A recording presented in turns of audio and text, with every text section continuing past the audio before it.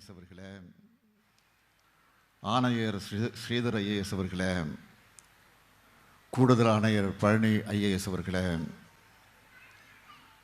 உள்ளாட்சி அமைப்புகளின் பிரதிநிதிகளே, அரசு உயர் அலுவலர்களே, மணவிழா காணக்கூடிய மணமக்களே, மணமக்களுடைய குடும்பத்தார்களே, பெரியோர்களே, தாய்மார்களே, பத்திரிகை மற்றும் ஊடகத்துறை சார்ந்த நண்பர்களே, உங்கள் அனைவருக்கும் என்னுடைய அன்பான வணக்கம்.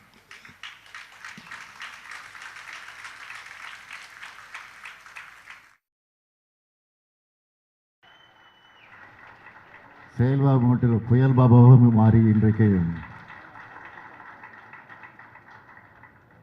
அவர் பேசுகிற நேரத்திலே கூட பேச்சு தடைபட்டது, தொண்டை கொஞ்சம் கரகரத்தது.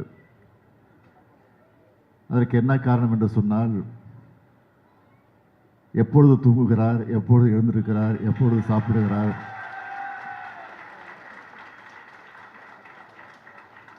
என்று யாருக்கும் புரியல. முதலமைச்சராக இருக்கிற எனக்கே புரியல. அந்த அளவிற்கு சிறப்பாக செயல்பட்டு தனக்கு ஒப்படைக்கப்பட்டிருக்கக்கூடிய பணியிலே ஒரு முத்திரை பதிக்கக்கூடிய செயல் வீரராக நம்முடைய சேகர் பாபு அவர்கள் விளங்கி கொண்டிருக்கிறார்கள். இந்த நிகழ்ச்சிக்கு வரணும்னு எனக்கு ஒரு 10 நாளைக்கு முன்னாடியே என்னிடத்தில் ஒப்புதல் பெற்று இந்த நிகழ்ச்சியிலே நான் கலந்து கொள்ளக்கூடிய வாய்ப்பை பெற்றிருக்கிறேன். அவர் எப்போ அழைச்சாலும், இந்த நிகழ்ச்சிக்கு மட்டுமில்லை, எந்த நிகழ்ச்சிக்கு அழைச்சாலும் தட்டாமல் நான் போயிடுறது உண்டு. தட்டாமல் போவதற்கு காரணம் என்னன்னா, அப்படி விடமாட்டார் என்ன. ஆக அந்த அளவிற்கு உரிமையோடு எல்லா நிகழ்ச்சிகளும் பங்கேற்க வைக்கக்கூடிய நிலையிலே நான் இந்த நிகழ்ச்சிக்கு வந்திருக்கிறேன். இன்னும் சொல்லணும்னா, இன்றைக்கு இருக்கக்கூடிய அரசு துறைகளை பொறுத்த வரைக்கும் நான் எந்த துறையில் அதிகமான நிகழ்ச்சியில் கலந்துருக்கிறேன்னா, இந்த அறநிலைத்துறை நிகழ்ச்சியில் அதிகமாக கலந்துக்கிட்டு இருக்கிறேன். அதுக்கு காரணம் சேகர் பாபு தான். சில நேரங்களில் பணியின் காரணமாக நான் வெளியூருக்கு பல நிகழ்ச்சிகளுக்கு செல்ல முடியாத காரணத்தால் முதலமைச்சருடைய அறைக்கு பக்கத்திலேயே செய்தியாளர் சந்திக்கணும் வர இருக்கு. அந்த அறையில் வீடியோ கான்ஃபரன்ஸ் மூலமாக சில நிகழ்ச்சியில் கலந்து கொள்வது உண்டு. அந்த நிகழ்ச்சியில் கணக்கெடுத்து பார்த்தாலும் இந்த துறை தான் முதலிடத்தில் நிற்குது.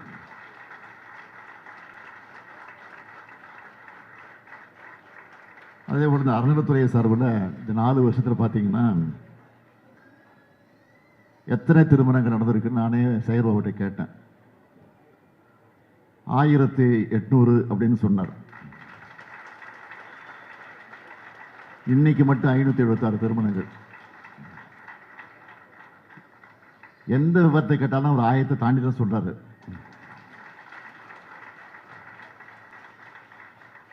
மொத்தத்தில் 2376 திருமணங்களை நடத்தி அந்த குடும்பங்களை இன்றைக்கு ஒளியேற்றி வச்சிருக்கக்கூடிய துறைதான் சேகர் பாபு பொறுப்பேற்றுக் கொண்டிருக்கக்கூடிய அறநிலைத்துறை என்பதை நான் மகிழ்ச்சியோடு தெரிவிச்சுக்கிறேன். இந்த 2376 திருமணங்களை அதில் 150 திருமணங்கள் நானே தலைமையேற்று நடத்தி வச்சிருக்கிறேன். நம்ம திராவிட மாடல் அரசில் இந்து சமயத்துறை மகத்தான வளர்ச்சியை இன்றைக்கு நம்ம கண்டிருப்பதை பார்க்கிறோம். அதுக்காக நேரங்காலம் பார்க்காம ஆன்மீக அன்பர்களுடைய மொழியில் சொல்லணும்னா, அடியாருக்கு அடியாறு போல உழைச்சிட்டு இருக்கிறார் நம்ம சேகர் பாபு அவர்கள். அதனால தான் பக்தர்கள் போற்றக்கூடிய அரசா தொடர்ந்து சாதனையை படைச்சிட்டு இருக்கிறோம். நம்ம திராவிட மாடல் ஆட்சியில் இந்து சமயத்துறையின் சார்பில், அறநிலைத்துறையின் சார்பில் செய்யப்பட்டிருக்கக்கூடிய சாதனைகளில் முக்கியமானவற்றை மட்டும் நான் இங்கே குறிப்பிட்டு சொல்லணும்னா, எந்த ஆட்சியிலும் இல்லாத அளவுக்கு 3177 திருக்கோயில்களுக்கு குடமுழுக்கு நடத்தியிருக்கிறோம். முக்கியமானவற்றை மட்டும் நான் இங்கே குறிப்பிட்டு சொல்லணும்னா, எந்த ஆட்சியிலும் இல்லாத அளவுக்கு 3177 திருக்கோயில்களுக்கு குடமுழுக்கு நடத்தியிருக்கிறோம். சாதனையில் சாதனையா, புகழ் மகுடத்தில் வைரமா இருக்கக்கூடிய சாதனை இந்த சாதனை. அடுத்து 997 திருக்கோயில்களுக்கு சொந்தமான 7701 கோடி ரூபாய் மதிப்பிலான 7650 ஏக்கர் நிலங்களை மீட்டிருக்கிறோம். இது அடுத்த வைரம். இதோட 2,03,444 ஏக்கர் நிலங்களை அளக்கப்பட்டு பாதுகாக்கப்பட்டிருக்கு. 6000 கோடி ரூபாய் மதிப்பிலான 26,000 திருப்பணிகள் நடந்துட்டு இருக்கு. 12,876 திருக்கோயில்களில் திருப்பணிகள் மேற்கொள்ள மாநில ஆலோசனை குழு அனுமதி அளிச்சிருக்கு.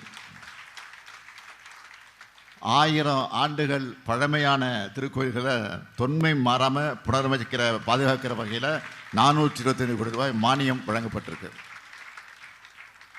அது மட்டும் இல்லை, ஆதிதிராவிடர் வசிக்கிற பகுதியில் உள்ள 5000 கோயில்கள் மற்றும் கிராமப்புறத்தில் உள்ள 5000 கோயில்களோட திருப்பணிகளுக்கு நிதி உதவி அளிச்சிருக்கிறோம். ஆடி மாதத்தில் அம்மன் திருக்கோயில்களுக்கும், புரட்டாசி மாதத்தில் வைணவ திருக்கோயில்களுக்கும், அறுபடை வீடுகளுக்கும், ராமேஸ்வரத்திலிருந்து காசிக்கும் 60 வயது முதல் 70 வயதிற்கு உட்பட்டிருக்கக்கூடிய ஆயிரக்கணக்கான மூத்த குடிமக்களை கட்டணம் இல்லாமல் ஆன்மீக பயணத்துக்காக அழைச்சிட்டு போயிருக்கோம். அனைத்து சாதியினரும் அர்ச்சகர் ஆகலாம் என்ற வரலாற்று சிறப்புமிக்க திட்டத்தை செயல்படுத்தி இதுவரை 29 பயிற்சி பெற்ற அர்ச்சகர்களுக்கு பணி நியமன ஆணைகள் வழங்கப்பட்டிருக்கு. 12 பெண் ஓதுவார்கள் உட்பட 46 ஓதுவார்களுக்கு பணி நியமன ஆணை வழங்கியிருக்கிறோம். அன்னை தமிழில் வழிபாடு செய்யும் திட்டத்தை 295 கோயில்களை செயல்படுத்தி இருக்கிறோம். ஒரு கால பூஜை திட்டத்தில் பயன்பெற்று வந்த திருக்கோயில்களின் வைப்பு நிதி 1 லட்சத்திலிருந்து 2 லட்சம் ஆகும். இப்போ 2 லட்சத்திலிருந்து 2,50,000 உயர்த்தப்பட்டு 18,000 திருக்கோயில் பயன்பெற்று வருது. இப்போ இந்த திருக்கோயில்களோட அர்ச்சகர்களுக்கு மாதந்தோறும் 1000 ரூபாய் ஊக்கத்தொகையாக வழங்கி கொண்டிருக்கிறோம். அவங்களுடைய பிள்ளைகளுடைய படிப்புக்காக, மேற்படிப்புக்காக கடந்த 2 வருஷத்தில் தலா 10,000 ரூபாய் 900 மாணவர்களுக்கு கல்வி உதவித்தொகை வழங்கியிருக்கிறோம். அர்ச்சகர்கள் மற்றும் பணியாளர்கள் நலன்காக்கக்கூடிய வகையில் அவர்களுக்கு புத்தாடை மற்றும் சீருடைகள், குடியிருப்புகள், பொங்கல், அன்பளிப்பு, ஓய்வூதியம், குடும்ப ஓய்வூதியம், ஆண்டுதோறும் முழு உடற்பரிசோதனை திட்டம், ஓய்வூதியம் மற்றும் குடும்ப ஓய்வூதியம் பெறுவோருக்கு பொங்கல் கருணை தொகைன்னு ஏராளமான திட்டங்களை செயல்படுத்தி கொண்டிருக்கிறோம். 30 திருக்கோயில்களில் நாள் முழுவதும் திருவரமுது வழங்கக்கூடிய திட்டமாக செயல்படுத்தப்பட்டிருக்கு. பல ஆண்டுகளாக நிலுவையில் இருந்த துறை அலுவலர்கள் மற்றும் பணியாளர்களுடைய பதவி உயர்வு வழங்கப்பட்டு 935 நபர்கள் பயன்பெற்றிருக்காங்க. 5 ஆண்டுகளுக்கு மேலே தொகுப்பூதியத்தில் பணியாற்றி வந்த 1342 பணியாளர்கள் பணி வரன்முறை வழங்கப்பட்டிருக்கு. இந்த வரிசையில் தான் இதுவரைக்கும் 1100 திருமணங்களை கட்டணமில்லாமல் சீர்வரிசை பொருட்களையும் வழங்கி நடத்தி வச்சிருக்கிறோம். இப்படி நாள் முழுக்க சொல்லிக்கிட்டே இருக்க முடியும். அந்த அளவுக்கு சாதனைகளை தொடர்ந்து செஞ்சுக்கிட்டே இருக்கிறோம். எல்லாருக்கும் எல்லாம் என்ற பரந்த உள்ளத்தோடு நம்ம திராவிட மாடல் செய்கிற இது போன்ற சாதனைகள் வெறுப்பையும் சமூகத்தை பிளவுபடுத்தும் எண்ணங்களையும் கொண்டவர்களாக இருக்கக்கூடியவர்கள் இதை பார்த்து சகிச்சிக்க முடியல. பக்தியின் பேரில் பகல் வேஷம் போடக்கூடியவங்க இதை தாங்கிக்க முடியல. ஆனால் உண்மையான பக்தர்கள் நம்ம ஆட்சியோட ஆன்மீக துண்டை பாராட்டுறாங்க. நேற்று ஒரு வார பத்திரிக்கையில் ஒரு கேலி சித்திரம் கார்ட்டூன் போட்டிருந்தாங்க. என்ன கார்ட்டூன் பார்த்தீங்கன்னா, நான் பேரை சொல்ல விரும்பலை, எந்த பத்திரிக்கைன்னு நீங்களே புரிஞ்சுக்கிங்க, நீங்களே படித்து பாருங்கள். நான் காவடி எடுக்கிற மாதிரியும், அமைச்சர்கள் எல்லாம் அழகு குத்திக்கிட்டு இருக்கிற மாதிரியும், தரையில் உருளுற மாதிரியும் கார்ட்டூன் போட்டிருக்கிறாங்க. அதை பார்க்கும்போது எனக்கு சிரிப்பு வரல, ரொம்ப பரிதாபமாக இருந்துச்சு. பக்தி தான் அவங்க நோக்கம்னா என்ன செஞ்சுருக்கணும்? நம்ம அரசோட சாதனைகளை, ஆன்மீகத்துக்கு செஞ்ச நன்மைகளை பட்டியலிட்டு பாராட்டியிருக்கலாம். ஆனால் அவங்களோட நோக்கம் அது அல்ல. பல ஆண்டு கால வன்மம் அது. அந்த வன்மத்துக்கு வடிகால் தான் இப்படிப்பட்ட கார்ட்டூன்கள். அவங்களுடைய ஆதரவற்ற அவதூறுகளை பற்றி நான் ஒருபோதும் கவலைப்பட்டதல்ல. என்னுடைய பணி மக்கள் பணி, மக்களுக்கு என்ன தேவை என்பதை அறிந்து புரிந்து அதற்கு உரிய பணி ஆற்றுவதுதான் என்னுடைய பணி. இதெல்லாம் நான் பார்த்து கவலைப்படுறேன்னு யாரும் நினைக்க வேணாம். இதெல்லாம் எனக்கு ஊக்கம், இதெல்லாம் எனக்கு உற்சாகம். இன்னும் எங்களை கேலி செய்யுங்க, கிண்டல் பண்ணுங்க, கொச்சைப்படுத்துங்க, விமர்சனம் பண்ணுங்க, நாங்கள் அதை பற்றிலாம் கவலைப்பட தயாராக இல்லை. திருநாவுக்கரசர் மொழிக்கேற்ப என் கடன் பணி செய்து கிடப்பதே. நாம் தொடர்ந்து உண்மையான பக்தருடைய நலனுக்காக செயல்படுவோம் என்ற அந்த உணர்வோடு இங்கே மணக்கோலம் முன்னிருக்கக்கூடிய மணமக்களை நான் வாழ்த்த கடமைப்பட்டிருக்கிறேன். எல்லா வளமும் பெற்று இந்த மணமக்கள் சிறப்போடு வாழ்ந்திட வேண்டும். ஒருவர் புரிந்து கொண்டு விட்டு கொடுக்கின்ற மனப்பான்மையோடு நீங்கள் வாழ்ந்திட வேண்டும். இன்பமான வாழ்க்கையை வாழுங்கள். அதே நேரத்தில் உங்களுக்கு பிறக்கக்கூடிய குழந்தைகளுக்கு அழகான தமிழ் பெயர்களை சூட்டுங்கள் என்று என்னுடைய அன்பான வேண்டுகோள். இதுதான் என்னுடைய அன்பான வேண்டுகோள். ஆக அந்த வேண்டுகோளை நிறைவேற்றுகிற வகையில் நம்முடைய புரட்சி கவிஞர் பாவேந்தர் பாரதிதாசன் எடுத்துச் சொல்லி இருக்கக்கூடிய வீட்டிற்கு விளக்காய் நாட்டிற்கு தொண்டர்களாய் வாழுங்கள் வாழுங்கள் வாழுங்கள் என்று வாழ்த்தி விடைபெறுகிறேன். நன்றி, வணக்கம். இதுவே தமிழ்நாடு. தமிழ்நாடு இதனால் தான் தனித்து வளர்ந்து நிற்கிறது.